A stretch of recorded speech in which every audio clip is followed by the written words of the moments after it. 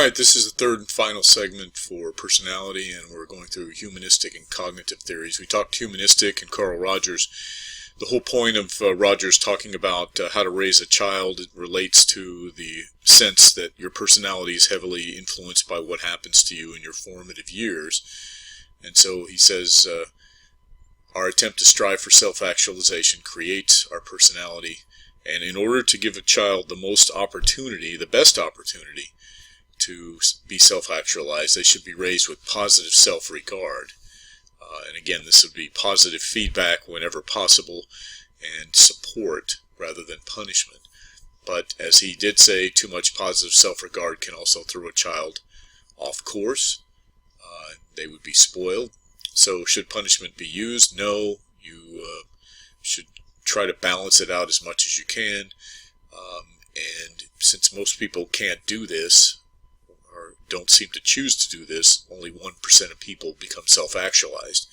Rogers believes that if more people would raise their children using as just the minimal punishment possible, then they would probably be, there would be more, not probably, but there would be more people who were self-actualized. The humanistic view, of course, is criticized for being Pollyannish and difficult to prove. All right, the cognitivist.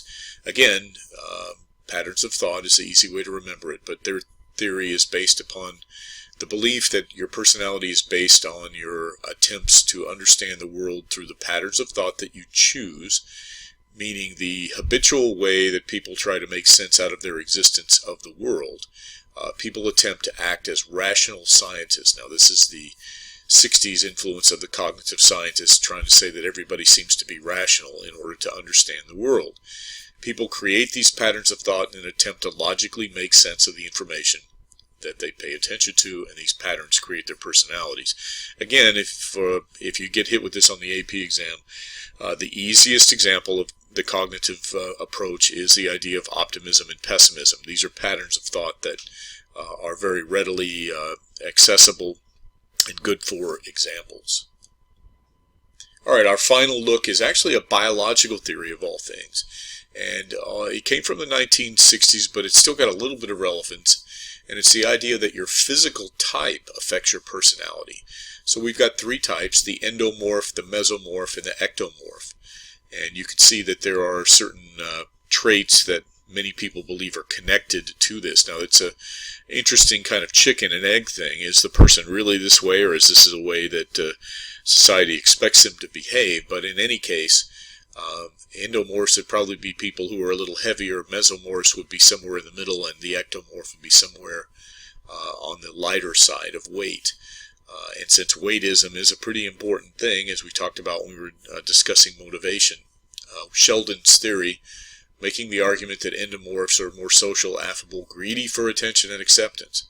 Mesomorphs, assertive, adventurous, and domineering. And finally, ectomorphs, restrained, apprehensive, and secretive. So you can see that there's some things in there that aren't that bad, and then there's a negative on each one.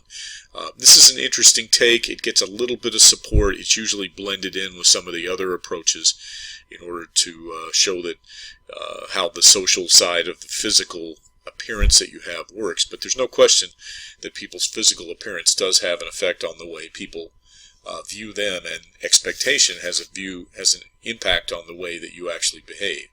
So that's it for personality. We'll pick up with abnormal behavior and therapies in our in class or on our next segment.